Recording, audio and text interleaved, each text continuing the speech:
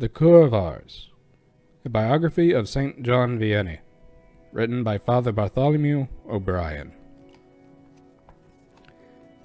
Chapter 1. Birth. The first saint to come to the Vianney home was St. Joseph Benedict Labre. In July 1770, having just forsaken the life of a Trappist to embrace the spirit of a Trappist as a wandering mendicant, he had come in holy poverty to beg a night's lodging with the Vianneys. Under his arm he had a breviary, a gospel book, and the Imitation of Christ. He also had Our Lady's Rosary. He was welcomed with the warmest charity, and was given a bowl of steaming soup, together with a farmer's supper and the friendship of the whole Vianney family. During the evening, one of the Vianney boys, Matthew, watched this meek and humble guest tell and retell his rosary until after family prayers, when he was shown his thick bed of straw over the bakery. St. Joseph Benedict wrote but little, but the Vianney charity so tenderly moved his heart that he later wrote the family a treasured thank-you note. Little did the good saint realize that he had been selected as a kind of precursor for the coming of the saint of this story. The second saint to come to the Vianney home was the saint of this story, Jean-Marie. He was the son of young Matthew Vianney, who had grown up and married Marie Belus. Jean-Marie was born about midnight on May 8, 1786, in the family home at Dardilly, France, and was baptized almost immediately. Matthew and Marie Vianney had a family of 6 children, each of whom was dedicated to our Blessed Mother, while their mother was still carrying them beneath her heart. Catherine, who died shortly after her marriage, Jean-Marie, who died at the age of 5, Francis, who inherited the family home, Jean-Marie, who became our beloved Cure of Ars, Marguerite, who died in 1877 at the age of 91, and Cadet, who joined the army and never returned.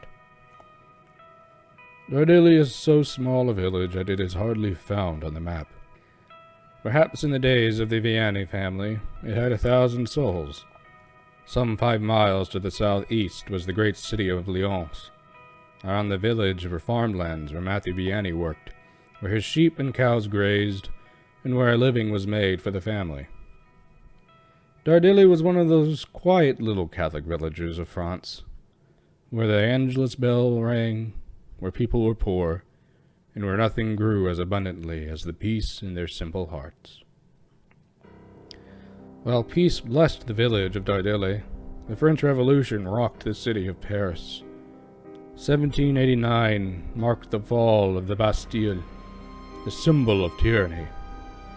1791 saw the formulation of the civil constitution of the clergy.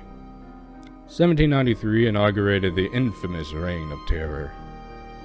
But the revolution did not stop at Paris.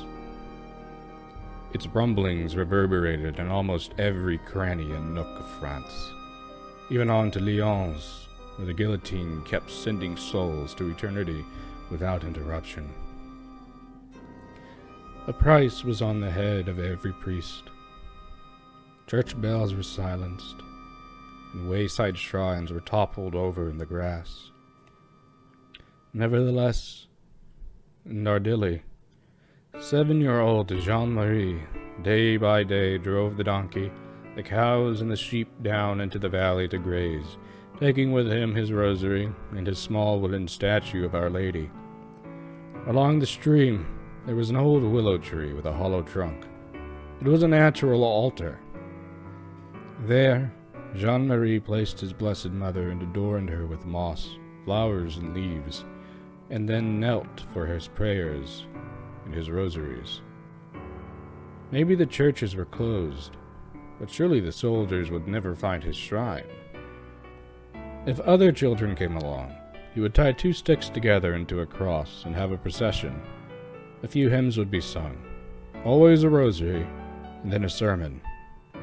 a short one because his congregation would sometimes get restless.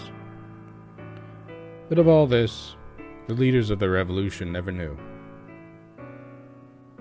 To strike at the very sources of such religious fervor, the radicals of the revolution had decreed strong measures against priests.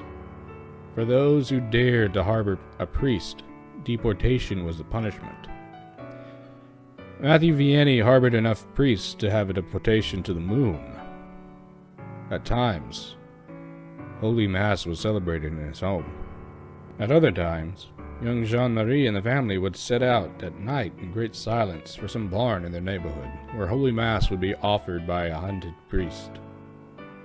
There in the darkness and the bareness of a barn would be found a candle, a plain table, and the necessities for the holy sacrifice. The mystery of everything, the whispers, the sobs, the breathing, and the sighs, so moved the boy that his soul was no doubt made most receptive to the vocational whisperings of the Holy Spirit. During those days, he experienced the fear, the mystery, and the faith of the catacombs.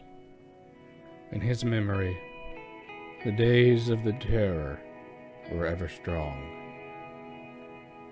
Little did the French revolutionaries dream that they would forge in the fire of their hate, on the anvil of their persecution, a saint who would bring back to France the very God they had vowed to destroy.